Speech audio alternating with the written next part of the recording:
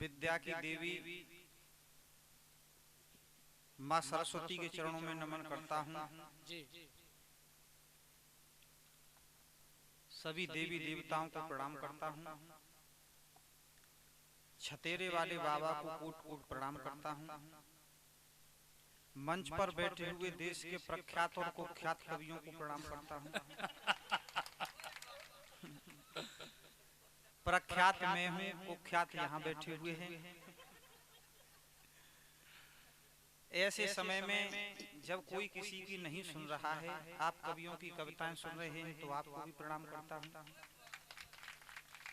करना पड़ेगा। और जिस मंच पर हमारे गीतों के राजकुमार आदरणीय अजय अटल जी बैठे हुए हों, उस कवि सम्मेलन की सफलता की गारंटी मैं ले लेता हूं कि वो कवि सम्मेलन निश्चित रूप से सफल होगा। जब आप इनके गीतों का आनंद लेंगे तो बहुत आनंद आएगा। घर से 12 बजे चला था, आज 12 ही तारीख है, 12 ही महीना चल रहा है। 12 ही बजे नंबर आया। 1 घंटे बाद 12 ही बज जाएंगे। 12 से बड़ा संबंध चल रहा है। भगवान योगी राज श्री कृष्ण का जन्म भी 12 बजे हुआ था। मर्यादा पुरुषोत्तम श्री राम का भी जन्म 12 बजे हुआ था। और ये कवि जो बुलाए हैं, ये नामों का बड़ा चक्कर है। जैसे सृजन, शीतल, अजय अटल, इनमें भी 12 अक्षर आ रहे हैं। शिवम, आजाद, मनोज, नागर, इनमें भी 12 अक्षर घुसे पड़े। विवेकशील, राघव और बघेयार में आए हुए हैं ना, बघेयार और विवेकशील राघव, इसमें भी 12 अक्षर घुसे पड़े। ये 12 का बड़ा चक्कर चल रहा है। पीछे पड़ा हुआ है। 2-4 छंद देता हूँ, फिर आपको हंसाऊंगा।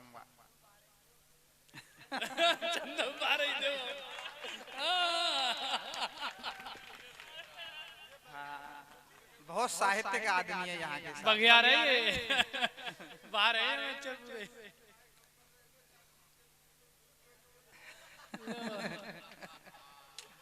संत महात्माओं को प्रणाम करता हूँ जी।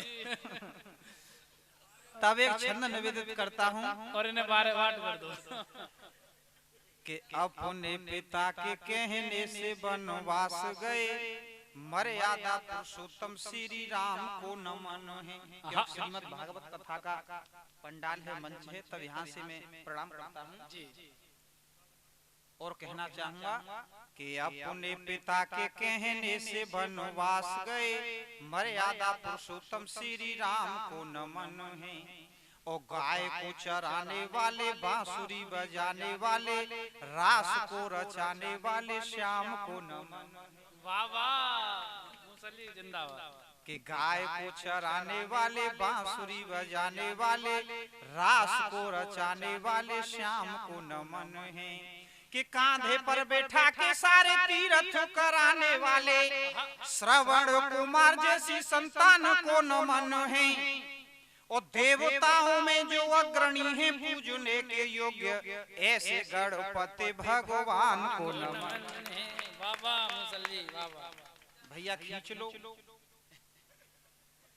लेकिन इसको अखबार में मत छाप देना। मुझे पता थी बीच में व्यवधान आएगा, ये चाय मेरे वक्त पे आएगी, क्योंकि मैंने कह दिया ना कि चाय से खदक रही है। तो वहाँ चली गई बात, तो चाय आ गई तुरंत। हाँ जल्दी भैया दे दो। और जो चाय दे रहे हैं, मैं उनकी शुभकामना देता हूँ कि वो प्रधानमंत्री बने। अच्छा, फोटो खींच रहे हैं। ये भाई साहब जी फोटो खींच ले गए। इसको अखबार में मत छापना। मान लीजिए आपने अखबार में छाप दिया मेरे फोटो, तो अगले दिन ये किसी हलवाई की दुकान पे जाएगा अखबार।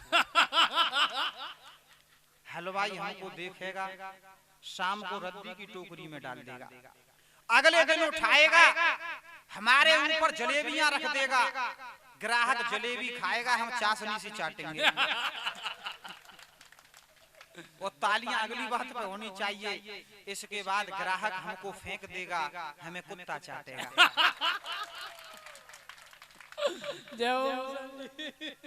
तो इसको अखबार में मत छापना, आपने खींच तो लिया है, कोई बात नहीं। और एक छंद और देता हूँ जी कि नारियों को पूजे वहाँ देवता निवास करें, वो हमारी सभ्यता कहाँ पे आज सो गई। वाह। और पन्ना धाये जैसी नारियों ने यहाँ त्याग किए, झांसी वाली रानी की कहानी कहाँ खो गई। कि कैसे गाने दे रहे हैं देश को फिल्म वाले, सुन के ये गाने मेरी आत्मा भी रो गई। और एक प्रश्न पूछता हूँ सारे देशवासियों से, भारत की मुन्नी बदनाम कैसे हो गई। के हाथ से किए हुए दान को जो वापस ले, कहाँ चल दिए भैया, मुन्नी के पास। मुन्नी का नाम आया तो वो चल दिए। चाय मत दो थोड़ी देर। तब कहना चाहूंगा जल्दी करो इस कार्यक्रम को भैया। के भूखा यदि कोई हो तो भोजन उसे खिला दो, इससे बड़ा कोई और दान नहीं होता है। और शीश कट जाए किंतु झूठ से वो झुके नहीं, इससे बड़ा और स्वाभिमान नहीं होता है। कि कर्मों से सुख दुख मिलते हैं हमें यहाँ, कोई भी जन्म से महान नहीं होता है। मातृभूमि के लिए जो हो गए शहीद यहाँ, इससे बड़ा और बलिदान नहीं होता है। बहुत सुंदर मुंशी जी। और भूखा यदि कोई हो तो भोजन उसे खिला दो। फिर इधर से चाय आ गई। भैया ने पढ़ लेंदो ने कविता। उन्होंने बैग को खोल दिया।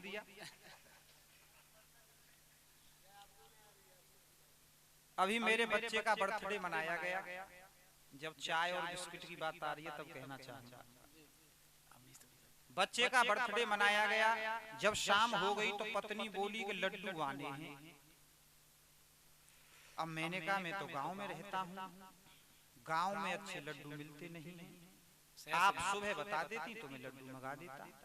तो पत्नी बोली कि मैं तो शहर की रहने वाली हूँ, हमारे मायके में तो ऑनलाइन शॉपिंग कर लेते हैं, आप भी ऑनलाइन लड्डू मंगाइए। मोबाइल आ रहा है, पर्स आ रहा है, कैमरा आ रहा है, खाने पीने की वस्तुएं आ रही हैं, ऑनलाइन आ रही हैं। बोले आप भी लड्डू मंगाइए ऑनलाइन, क्योंकि हाई कमान का आदेश था, वो सबको मानना होता है, तो मुझे भी मानना पड़ा। तो मैंने मोबाइल लिया। पुराने जमाने का व्यक्ति हूँ, ज्यादा मोबाइल जानता नहीं हूँ टच बच के, लेकिन पत्नी ने कहा था तो मैंने बटन दबाया। उसमें से आवाज आई कि हम नौरंगी लाल मिष्ठान भंडार से बोल रहे हैं, मिठाइयों की विशेष श्रृंखला में आपका स्वागत है। मिठाई के लिए 1 दवाएं, नमकीन के लिए 2 दवाएं, पेय पदार्थों के लिए 3 दवाएं। हमको मिठाई की आवश्यकता थी, हमने तुरंत 1 का बटन दबा दिया। उधर से आवाज आई, आपने 1 का बटन दबाया है, आपको मिठाई की आवश्यकता है, लेकिन मिठाई में भी लड्डू के लिए 1 दवाएं, बर्फी के लिए 2 दवाएं, कलाकंद के लिए 3 दवाएं, हमें लड्डू की आवश्यकता थी, हमने फिर 1 का बटन दबा दिया। उधर से आवाज आई, आपने 1 का बटन दबाया है, आपको लड्डू की आवश्यकता है, लेकिन लड्डू में भी बूंदी के लड्डू के लिए 1 दवाएं, बेसन के लड्डू के लिए 2 दवाएं, मलाई के लड्डू के लिए 3 दवाएं। हमें बूंदी के लड्डू मंगवाने थे क्योंकि पूरे मोहल्ले में बंटवाने थे। हमने फिर 1 का बटन दबा दिया। उधर से फिर आवाज आई कि आपको बूंदी के लड्डू चाहिए, आपने 1 का बटन दबाया है, लेकिन शुद्ध देसी घी के बूंदी के लड्डू के लिए 1 दवाएं। आप जोरदार तालियां भी बजाएं। शुद्ध देसी घी के बूंदी के लड्डू के लिए 1 दवाएं, रिफाइंड के बूंदी के लड्डू के लिए 2 दवाएं, और डालडा के बूंदी के लड्डू के लिए 3 दवाएं। हमें अच्छे लड्डू मंगवाने थे, हमने फिर 1 का बटन दबा दिया। उधर से फिर आवाज आई, आपको शुद्ध देसी घी के बूंदी के लड्डू चाहिए, आपने 1 का बटन दबाया है, लेकिन 5 किलो के लिए 1 दवाएं, 25 किलो के लिए 2 दवाएं, 50 किलो के लिए 3 दवाएं। अब मैं तो बड़े चक्कर में पड़ गया, क्या करूं। अच्छा, मोहल्ला हमारा ज्यादा बड़ा नहीं है, 5 किलो लड्डू मंगवाने थे, लेकिन जल्दी में हड़बड़ी में 3 का बटन दब गया। 50 किलो का ऑर्डर होगा। उधर से आवाज आई, अभी अभी आपने 3 का बटन दबाया है, 50 किलो शुद्ध देसी घी के बूंदी के लड्डू का ऑर्डर दिया है, पता बताने का कष्ट करें, लड्डू किस पते पर भेजे जाएं। मैंने पत्नी से कहा, मैंने कि ये तो 50 किलो का ऑर्डर हो गया। पत्नी बोली, तुम तो घर को सत्यानाश करोगी। अरे मैं 50 किलो लड्डू का क्या करूंगी, मुझे तो 5 किलो ही लड्डू चाहिए। अरे अब मैं बड़े चक्कर में पड़ गया। उधर से फिर फोन आ गया कि अभी अभी 5 मिनट पहले आपने 50 किलो शुद्ध देसी घी के बूंदी के लड्डू का ऑर्डर दिया था, पता बताने का कष्ट करें, लड्डू किस पते पर भेजे जाएं। अब साहब आपकी तालियां चाहूंगा जोरदार, अगर मैंने सही जवाब दे दिया तो जैसे ही कहा कि अभी अभी आपने 50 किलो शुद्ध देसी घी के बूंदी के लड्डू का ऑर्डर दिया है, पता बताने का कष्ट करें, लड्डू किस पते पर भेजे जाएं। तो मैंने कहा हम 8 भाई हैं, पहले वाले से बात करनी है 1 दबाइए, दूसरे वाले से बात करनी है 2 दबाइए, तीसरे वाले से बात करनी है 3 दबाइए, और जब तक न बात ना तब तक दबाते ही रहिए, दबाते ही रहिए। और आप ताली बजाते ही रहिए भाई। बहुत अच्छे मुसल्ली, जिंदाबाद। ये सब आप वैसे नहीं करें, ये सब चापलूसी के लक्षण होते हैं। अब लड्डू आ गए। बच्चा जिसका बर्थडे था वो जिद कर रहा था कि पापा जी जूते पहनूंगा। मैं जूता उसको नए पहना के लाया। सत्यनारायण की कथा हो रही थी, कथा में जूते पहन के बैठने लगा। अरे मैंने कि बच्चे ये क्या कर रहा है, कोई धार्मिक कार्यक्रम होता है, कथा होती है, भागवत होती है, तो जूता चप्पल पहन के नहीं बैठते हैं। उतार के जूता को उसने उतार दिया, कथा सुनी। जैसे ही समापन हुआ तुरंत जूते पहन लिए और मुझसे प्लेट में रसोई में गया, प्लेट में लड्डू लेकर के आया, क्योंकि ऑनलाइन से लड्डू आ चुके थे।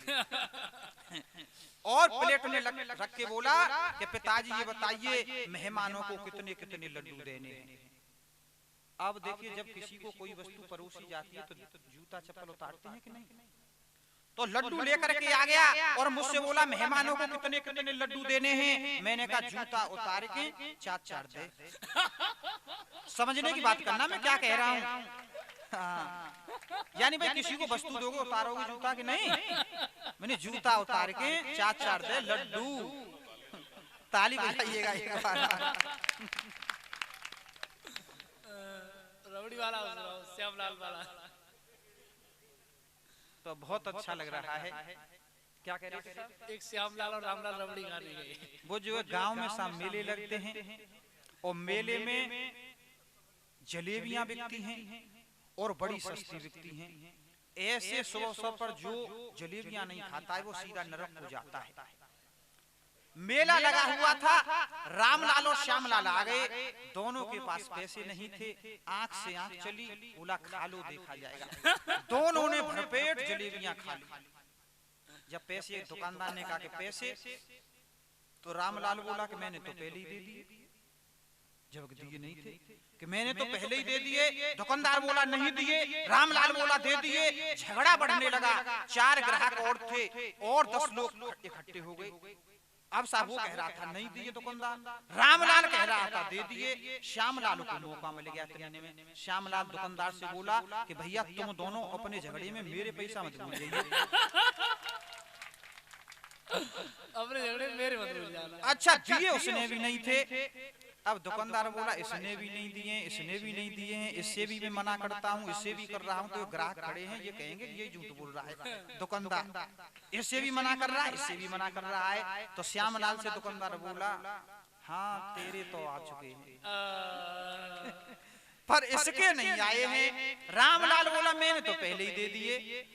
तो दुकानदार भागा भागा गया, एक लोटे में गंगा जल लेकर के आया और बोला ले रामलाल इस इसकी कसम खा करके कह दे कि तूने पैसे दे दिए, ताली के लिए तैयार रहना। अब रामलाल ने वो लोटा रखा और बोला कि इस लोटे के अंदर जो कुछ भी है उसकी कसम खा करके कहता हूँ कि जैसे श्यामलाल ने पैसे दे दिए वैसे ही मैंने पैसे दे दिए।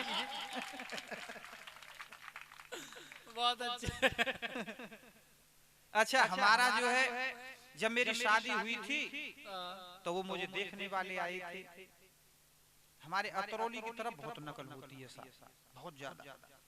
तो उन्होंने मुझसे पूछा कि आप कितने पास हैं? हमने 10 पास हूं। तो उनके दिमाग में एक प्रश्न आया कि इनसे ये और पूछा जाए कि ये 7 साइड से पास हैं या 8 साइड से पास हैं। तो मैं बहुत सीधा था, वैसे अब चालाक हो गया हूँ, इनकी संगत मिल चुकी है इसलिए। तो वो कोड में ही पूछ लिया उन्होंने, देखने वाले आए थे तो मुझसे बोले कि आप कौन सी साइड से पास हैं? मैंने किया तरौली साइड से।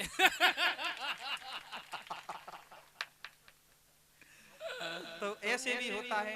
पिताजी बोले चल लड़की देखने के चलो, मैंने कि मैं नहीं जा रहा हूँ। कह रहे नहीं चल, तो साहब वो मुझे ले गए। अब लड़की गांव की रहने वाली थी, मैंने पूछा आप क्या कर लेती हैं? वह बोली मैं गोबर कर लेती हूँ। मैंने कि गोबर तो हमारी भैंस भी कर लेती है, इसमें क्या खास बात है?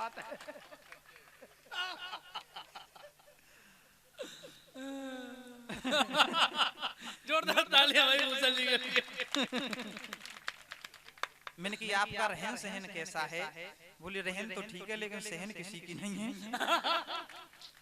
वो एक कह रहे थे सृजन जी थे, ये कौन थे कि निर्धन से हाथ मिलाओ, कोरोना चल रहा है। कह रहे हैं निर्धन से हाथ मिलाओ, तो कोरोना चल रहा है, कोई किसी से हाथ मत मिलाओ, ऐसा मानो तो हो जाता है ऐसा। अच्छा मेरा बेटा है, वो भी बहुत चालाक है। हम वैसे बहुत दूर दूर तक आयोजनों में जाते हैं।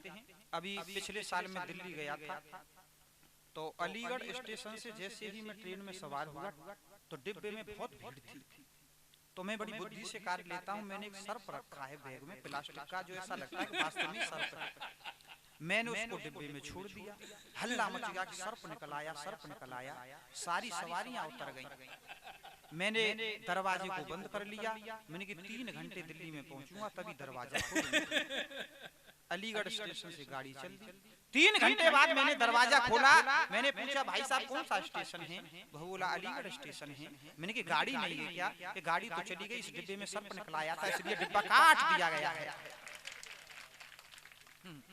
तो ऐसा भी हो जाता है। फिर अलीगढ़ से ट्रेन में सवार हुआ। एक सवारी भागी भागी चढ़ी, चलती ट्रेन में चढ़ गई। मैंने कहा भाई साहब आपने तो बहुत ही साहस का कार्य किया है। बोले कौन सा साहस? मैंने कहा आप चलती हुई ट्रेन में चढ़े हैं। बोले कोई साहस नहीं, मैं तो अपने भाई को बैठाने के लिए आया था, जल्दी जल्दी में मैं चढ़ गया, वो स्टेशन पे ही रह गया। तो आदमी को बड़ी मैं साहब दिल्ली में पहुंच गया। ब्रजधाम गेस्ट हाउस में कार्यक्रम था। मैंने उतरते एक व्यक्ति से पूछ लिया, मैंने कहा भाई साहब ये ब्रजधाम गेस्ट हाउस कहाँ है? वह बोला आप यहाँ से 3 किलोमीटर जाना, 3 किलोमीटर जाने के बाद आपको 3 रास्ते दिखाई देंगे, 2 रास्तों को छोड़ देना, एक पर चले जाना। रास्तों के बाद आपको 3 गलियां दिखाई देंगी, 2 गलियों को छोड़ देना, एक में चले जाना। गली के अंदर तुम्हें 3 बने हुए कमरे दिखाई देंगे, 3 घर दिखाई देंगे, 2 घरों को छोड़ देना, एक में चले जाना। घर के अंदर मकान के अंदर 3 कमरे बने हुए दिखाई देंगे, 2 कमरों को छोड़ देना, एक में चले जाना। कमरे के अंदर तुम्हें 3 तिजोरियां रखी हुई मिलेंगी, 2 तिजोरियों को छोड़ना, एक को खोलना। खोलने के अंदर 3 खाने होंगे, 2 खानों को छोड़ना, एक को खोलना। खोलने के बाद उसके अंदर 3 रामायण रखी हुई हैं, उन तीनों रामायण की 3 बार कसम खा करके कहता हूँ कि मुझे पता ही नहीं ब्रजधाम गेस्ट हाउस का। तो ऐसा भी हो जाता है कभी कभी। मेरा बच्चा बड़ा होशियार है, मैं उससे प्रश्न करता हूं तो वो तरह तरह के उत्तर देता है। मैंने उससे पूछ लिया सत्यनारायण भगवान की कथा में लीलावती की बेटी का नाम कलावती क्यों रखा गया? तो वह बोला पिताजी वो कला मारती हुई इसलिए कलावती रखा गया। मैंने की बता पजामा एक वचन है या बहुवचन है? बहुला पिताजी ऊपर से तो एक वचन है, नीचे से बहुवचन है। मैंने कि भारत छोड़ो आंदोलन की शुरुआत किसने की? बहुला विजय माल्या और नीरज मोदी ने। और एक प्रश्न मैंने उससे पूछ लिया, मैंने कि विश्व के अंदर 7 आश्चर्य हैं जिनमें एक ताजमहल भी है, तो 8वां आश्चर्य और कौन सा है? बहुला राम रहीम की गुफा। तो ऐसा भी हो जाता है। तब मैं आपको छंद देता हूँ, इन कवियों ने मेरे साथ बड़ा विश्वासघात किया है और मेरा नाम मूसल रख दिया। तब मैं परिचय देता हूँ, अपने परिचय देता हूँ। सबसे पहले अटल जी बैठे हैं, प्रणाम करता हूँ जी। कि पृथ्वी से अत्याचार दूर करने के लिए रखते थे राम जी धनुष बाण साथ में। क्या कहना है? और दुष्टों के संहार हेतु करुणे प्रहार हेतु कान्हा ने लिया था अवतार आधी रातों में। तो दीन और दुखियों पे करते कृपा है प्रभु, बरसाई हुंडियां थी नरसी के भात में। और कितना सौभाग्यशाली मूसल का ये जन्म, मूसल लगा हुआ है दाऊ जी के हाथों में। बाबा जय हो मुसली। तो कविता सुनाने अब मूसल खड़ा हुआ है, जिंदगी के सारे गमों को तो हरता हूँ मैं, और किसी को रुलाना पाप तो हंसाना पुण्य भी है, इसलिए पुण्यों से ये झोली भरता हूँ। बाबा किसी को रुलाना पाप तो हंसाना पुण्य भी है, इसलिए पुण्यों से ये झोली भरता हूँ मैं। कि जिनके भी दांत यहाँ नकुली लगे हुए हैं, ऐसे श्रोताओं को हंसाने से डरता हूँ मैं। और आया हूँ अलीगढ़ से, तालियों की चिंता नहीं, ताली तालियां तो सप्लाई करता हूँ मैं। जय हो मुसली। बाबा विदेशों को मैं ही सप्लाई कर रहा हूँ ताली और ताली, लेकिन तालियों की तो मुझे कोई चिंता नहीं है, मुझे चिंता है तो आपकी है। आपने अगर ताली नहीं बजाई तो देखिए क्या हो सकता है। कि जो भी काम करो ना है आज कर लीजिएगा, कल पर छोड़ा तो कभी ना कर पाओगे। कल की किसको पता है साहब? कि जो भी काम करो ना है आज कर लीजिएगा, कल पर छोड़ा तो कभी ना कर पाओगे। और तालियों का कोटा पूरा कीजिए इसी जन्म में, शेष जो रही तो तुम बहुत पछताओगे। कि तालियों का कोटा पूरा कीजिए इसी जन्म में, शेष जो रही तो तुम बहुत पछताओगे।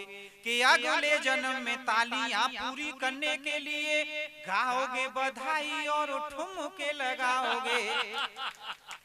कि अगले जन्म में तालियां पूरी करने के लिए गाओगे बधाई और ठुमके लगाओगे। और नेग देने में जो किसी ने भी आनाकानी की तो आप जोर जोरदार तालियां बजाओगे। ये दूर दूर घूमो आया किंतु नहीं मुझे मिली, 60 रस व्यंजनों से भरी हुई थालियां। और ब्याह भी हुआ है किंतु देखी नहीं मैंने अभी, मीठी मीठी गोरी गोरी प्यारी प्यारी सालियां।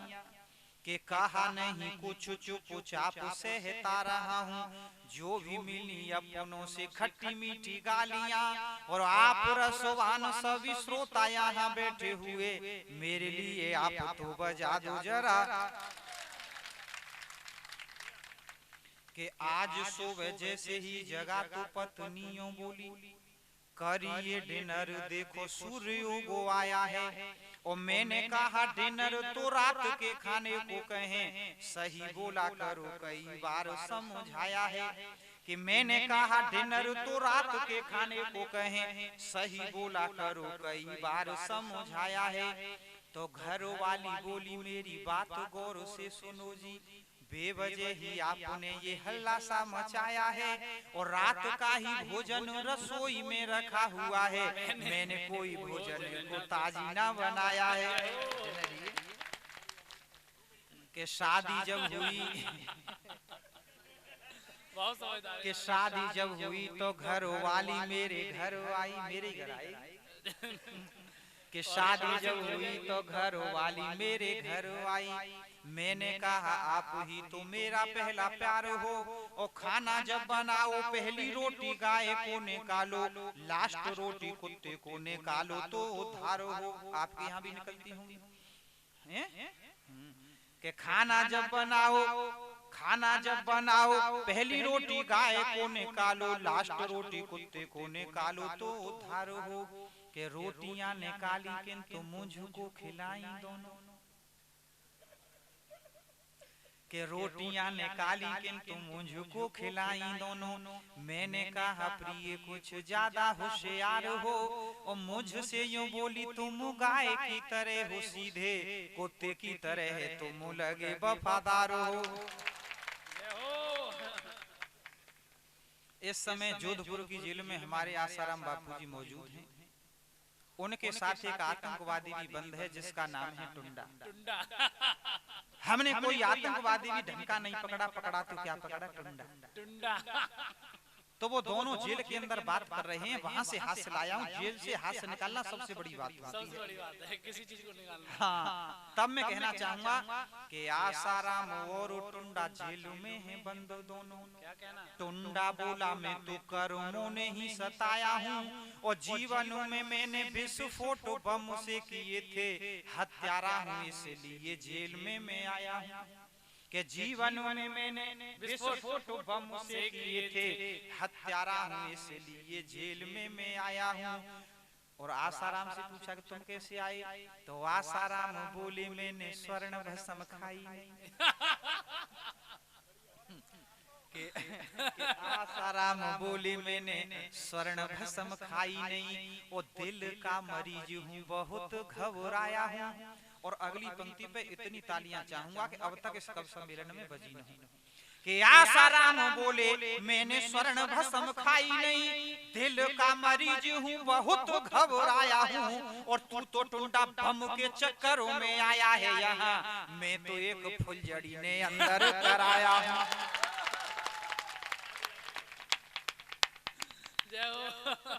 अच्छा, ये कहावतें हैं जो पुरानी हैं, बहुत कहावतें, तब मैंने उनको लेकर के छंद लिखा है कि यात्रा पे जाते समय कोई यदि छींक दे तो कहते हैं यात्रा वो सफल ना हो पाती है, और भोर हो तो कौआ यदि काँव काँव करता हो, आता मेहमान घर लेके संग साथी है, और दरवाजे पे किसी के कुत्ता यदि रोने लगे, टोली यमराज की तो सीधी चली आती है, और एक नेताजी के आगे रास्ता बिल्ली ने काटा, नेताजी तो ठीक किंतु बिल्ली मर जाती है।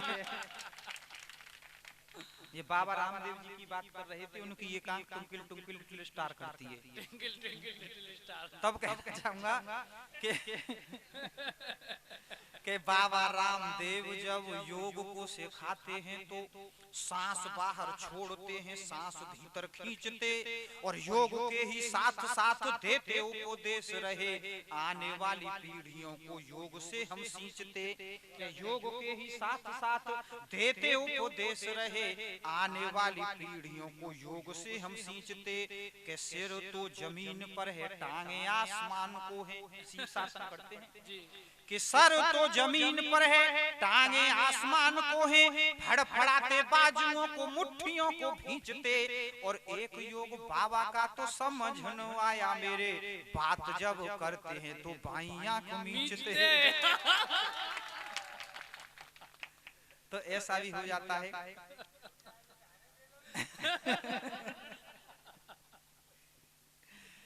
तब मैं आपसे कहना चाहूंगा कि मेरा एक मित्र भागा भागा मेरे पास आया, भोला बच्चा खो गया है आप कुछ कीजिए, और चारों ओर से निराशवास लेके आया पास, आप हैं बड़े दयालु कुछ तो पसीजिए। तो मैंने कहा मित्र घटना बड़ी घटी विचित्र, गूगल पे आप मित्र सर्च कर लीजिए, और सर्च करने के बाद बच्चा यदि मिल जाए तो तुरंत आप डाउनलोड कर दीजिए। नहीं वो नहीं। तब मैं कहना चाहूंगा और एक उसको भी चलिए कि बस के सफरों में जलाई सिगरेट मैंने, एक नारी बोली सिगरेट मत पीजिए, मैंने कि क्यों नहीं पीऊं, कि धूम्रपान वर्जित है साफ ये लिखा हुआ है, आप तो पढ़े लिखे हैं कुछ तो पसीजिए, दया करिए। अच्छा, बस में लिखा होता है कि धूम्रपान वर्जित है, कि धूम्रपान वर्जित है साफ ये लिखा हुआ है, आप तो पढ़े लिखे हैं कुछ तो पसीजिए। तो मैंने सिगरेट को फेंक दिया, मैंने बदला भी ले लिया क्योंकि मैं कवि हूँ। कि थोड़ी देर बाद बच्चे को पिलाने लगी दूध, कि थोड़ी देर बाद बच्चे को पिलाने लगी दूध, मैंने कहा आप ऐसा काम मत कीजिए, और शरीर का कोई अंग बाहर न निकालें आप, ये भी तो लिखा हुआ है आप पढ़ लीजिए। तब कहना चाहूंगा कि गांव में गए थे काव्य पाठ करने के लिए, कि गांव में गए थे काव्य पाठ करने के लिए, कच्ची थी सड़क ना बिछाई गई रोड़ी है, और भागा भागा एक तांगे वाला आया और वो बोला बैठिए जनाब चाहे देर लगे थोड़ी है। पहुंचाई दूंगा तुमको कब सम्मेलन वाले स्थान पर। कि भागा भागा एक तांगे वाला आया और वो बोला बैठिए जनाब चाहे देर लगे थोड़ी है। अब साहब हम उसके तांगे में बैठ गए तो उसने ड्रामा चालू कर दिया। क्या कि बार बार घोड़ी आगे नाचता था तांगे वाला, उतरता नाचता उतरता नाचता। कि बार बार घोड़ी आगे नाचता था तांगे वाला।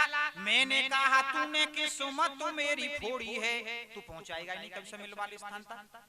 कि बार बार घोड़ी आगे नाचता था तांगे वाला। मैंने कहा तूने किस्मत तो मेरी फोड़ी है, और मुझसे यूं बोला ये आगे को चलेगी नहीं क्योंकि मूसली जी ये बारात वाली घोड़ी है।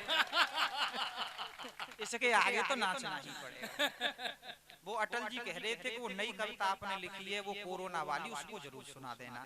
तो मैं उनका आदेश का परिपालन करते हुए और उसको मैं आपको सुना रहा हूँ, आप उसका आनंद लेंगे। हमने समाचार पत्रों में जो पढ़ा, टेलीविजन पर तो देखा, उसको मैंने तुरंत लिख दिया कोरोना की कविता को। आप उसमें से भी जो है हास्य निकाला है मैंने, उसका आनंद लेंगे।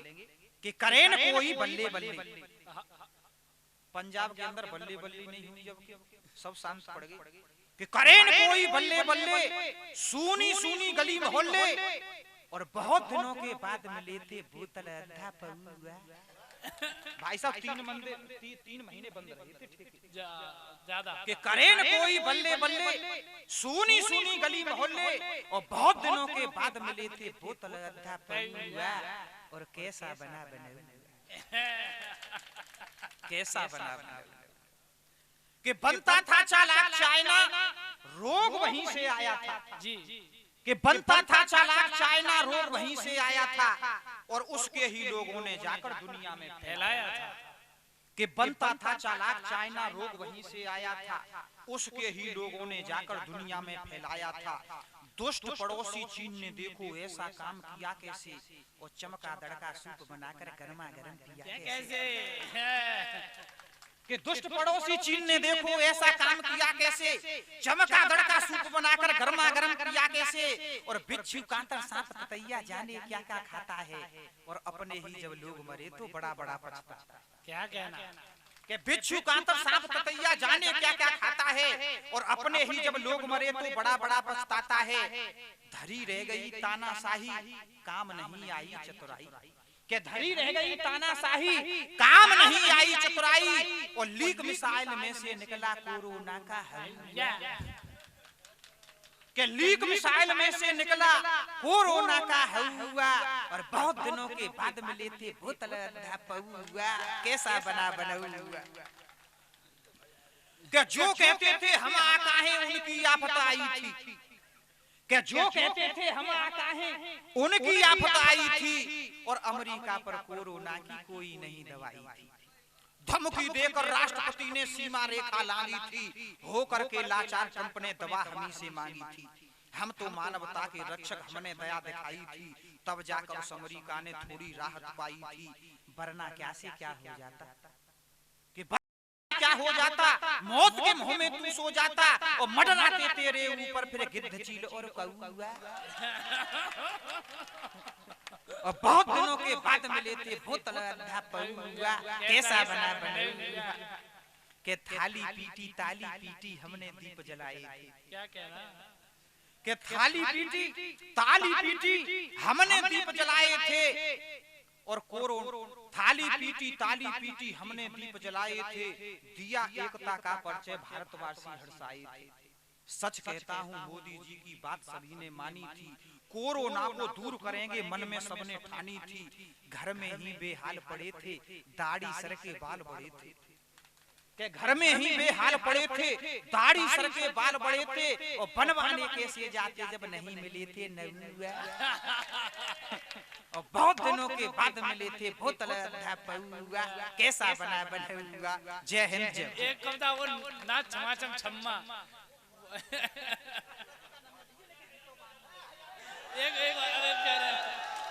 एक और कविता सुना दो कोई। नाच छमाचम छम्मा 12 ना वही देख लो। आपने मुझे दोबारा बुलाया है, मेरी दोबारा मांग की है, मैं आपकी मांग को भरे देता हूँ। मांग भर दो इनकी।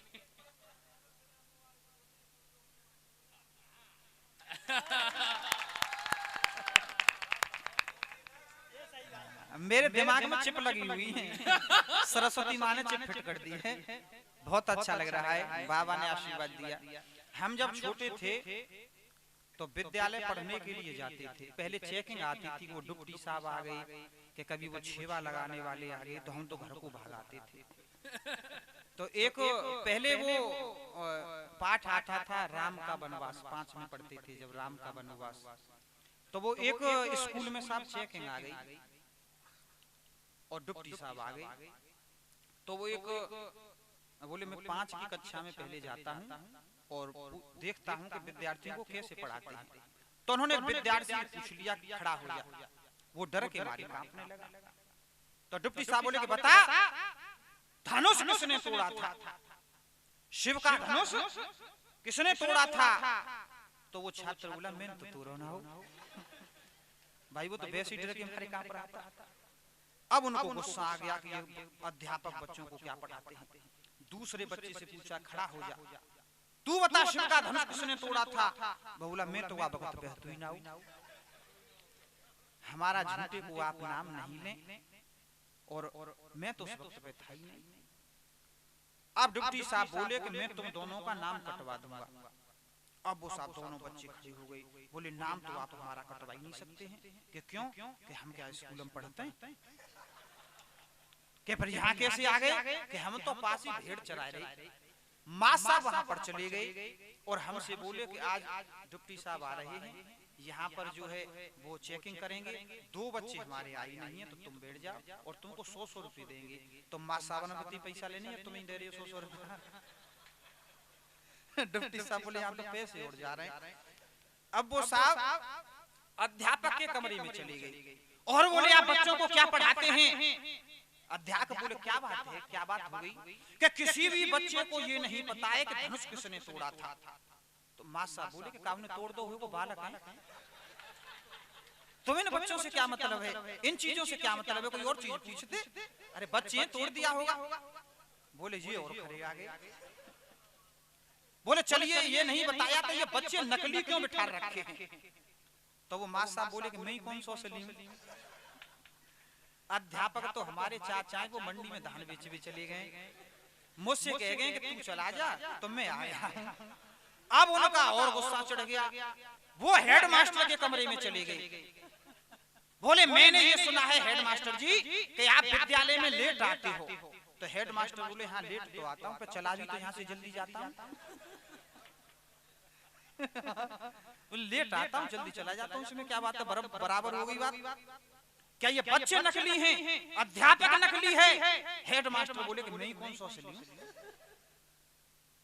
अध्यापक तो हेडमास्टर तो यहाँ हमारे बाबा हैं, वो भात लेके चले गए और मुझको 10,000 रुपए दे गए हैं, एक रजिस्टर दे गए हैं कि डिप्टी साहब आएंगे, 10,000 रुपए दे देना और इस पे साइन करा लेना। तो साइन कर दो, ये 10,000 रुपए आपके हैं।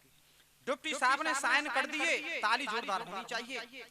अभी नहीं, साइन कर दिए और 10,000 रुपए रख दिए। और डिप्टी साहब बोले कि वो तो मैं हूं जो 10,000 रुपए में मान गया हूं, और असली डिप्टी आ जाता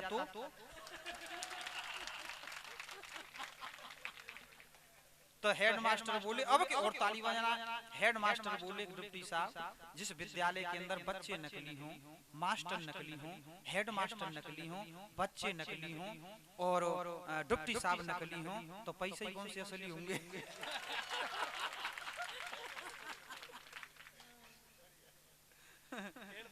तब आपको एक कविता देता हूँ जी, स्वागत है आपका, जो मैंने साली पर लिखी है जी। यही कविता है कि माँ से कर दी खटपट हमने अलग झटक दी ताई। शादी के बाद ऐसा ही होता है कि माँ से कर दी खटपट हमने अलग झटक दी ताई, और बूढ़ी काकी से रहती है अपनी रोज लड़ाई। बहन भांजी और भतीजी बिल्कुल नहीं सुहाएं, और जब इनका हो ब्याह ब्याह में सारा धन ले जाए। 100 नाच नचाया करती घर में बैठी ठाली, और नित्य नई फरमाइश करती बुरी लगे घर वाली, लेकिन हमको सबसे अच्छी लगती अपनी साली। कि लेकिन हमको सबसे अच्छी लगती अपनी साली, और कैसी भी हो छोटी मोटी हो गोरी या काली, सबसे बढ़िया साली सभी बजाओ ताली।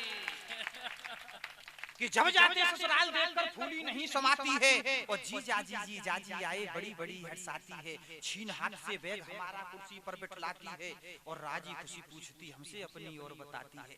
थोड़ा सा ठंडा जल उसमें क्या कर रहे हो रजाई भाई, बात मत करो कि थोड़ा सा ठंडा जल उसमें दो नींबू कटवाती है, कि थोड़ा सा ठंडा जो उसमें दो नींबू कटवाती है, और घोल के चीनी बना के शरबत झट गिलास में लाती है, और कहती है लो ठंडे हो लो खूब बर्फ है डाली, और कैसी भी हो छोटी मोटी हो गोरी या काली, सबसे बढ़िया साली सभी बजाओ ताली। के हो करके ठंडे हम फौरन लेट पलंग पर जाते हैं, और फिर मत पूछो कैसे कैसे सपन सुहाने आते हैं। आती है जट पास पूछती जीजा जी क्या खाओगे, फूली फूली हुई फुलकिया, जैसे मैंने फुलकिया खाई है तो मैं इन्हें तो पूरी खाई है, मेरे लिए फुलकिया के पूरी फूली हुई फुलकिया या पूरी बनवाओगे, नहीं संकोच बताओ जीजा किस सब्जी से प्यार है, और रखी बंद गोभी की भुजिया चटनी भी तैयार है। क्या कहना है? हम बोले ना ना ना ना ना हमें न कुछ भी खाना है, और हमको तो स्वादिष्ट लगे ये बार बार मुस्काना है, और तुम ही लगती हो हमको भरी खीर की थाली, और कैसी भी हो छोटी मोटी हो गोरी या काली, सबसे बढ़िया साली सभी बजाओ कि मगर नहीं माने वो फौरन ले आती रख कर खाना, और खा लो ना खा लो जल्दी से करो नहीं ना ना ना ना। फिल्म लगी है प्यार का बंधन, उसे देखने जाएंगे, टिकट बालकोनी की फौरन खिड़की से कटवाएंगे, बीच में जब इंटरवल होगा गरम समोसे खाएंगे, और तुम हीरो में हीरोइन सी नजर सभी को आएंगे। क्या कहना है? क्या तुम हीरो में हीरोइन सी नजर सभी को आएंगे, और गए देखने फिल्म हमारी जेब हो गई खाली, और कैसी भी हो छोटी मोटी हो गोरी या काली, सबसे बढ़िया साली सभी बजाओ। जब जेब खाली होगी तो ससुराल में क्या खाम, तो एक दिवस हम उससे बोले हमें गांव को जाना है, और सूखी ईंट पड़ी है उसमें पानी जरा लगाना है। साली बोली जीजा हम भी साथ तुम्हारे जाएंगे, कैसा है घरवार तुम्हारा उसे देख कर आएंगे, बैठेंगे पीपल की छैया नहर किनारे घूमेंगे, सरसों के जब फूल उगेंगे बड़े प्यार से चूमेंगे। हम बोले जी बड़ी खुशी जो साथ हमारे जाओगी, वो जोशीला स्वागत होगा देख के खुश हो जाओगी, और अपनी तो फिर रोज मनेगी होली और दिवाली, और कैसी भी हो छोटी मोटी हो गोरी या काली, सबसे बढ़िया साली सभी बजाओ। साली घर पे आ जाती है तो मनोवैज्ञानिक व्यंग देखिए, कविता की पवित्रता देखिए। क्या एक दोस्त सागर में बैठे हम दोनों बतराते थे, और कभी जोर से हंसते थे हम और कभी मुस्काते थे। पूछ रही थी साली मुझसे कली पे भौरे आते क्यों, जलती हुई शमा पे खुद ही परवाने जल जाते क्यों, कौन थी लैला कौन था मजनू, दोनों में क्या बात थी, और बिना हीर के राजे की क्यों नहीं गुजरती रात थी। चौके में सुनती घरवाली हम दोनों की बातों को, और बेलन लेकर थोड़ी आई लगी चलाने हाथों को, लगने लगी हमें वह जैसे हो बंदूक दुनाली, और कैसी भी हो छोटी मोटी हो गोरी या काली, सबसे बढ़िया साली सभी बजाओ। क्या जिस ससुराल में साली हो वो समझो सुख की सार है, और अगर नहीं साली तो समझो बिल्कुल वह बेकार है। अगर कहीं दो चार हुई थी साली, कि अगर कहीं दो चार हुई तो वहीं पे कुल्लू घाटी है, और वहीं चांदनी चौक वहीं पर बम्बई की चौपाटी है, मानसरोवर झील वहीं पर, मंसूरी की वहीं हवा, और सच पूछो तो वहीं मिलेगी 100 रोगों की एक दवा, और वहीं मोक्ष का द्वार वहीं पर बनी स्वर्ग की नाली, और सबसे बढ़िया साली सभी बजाओ। जय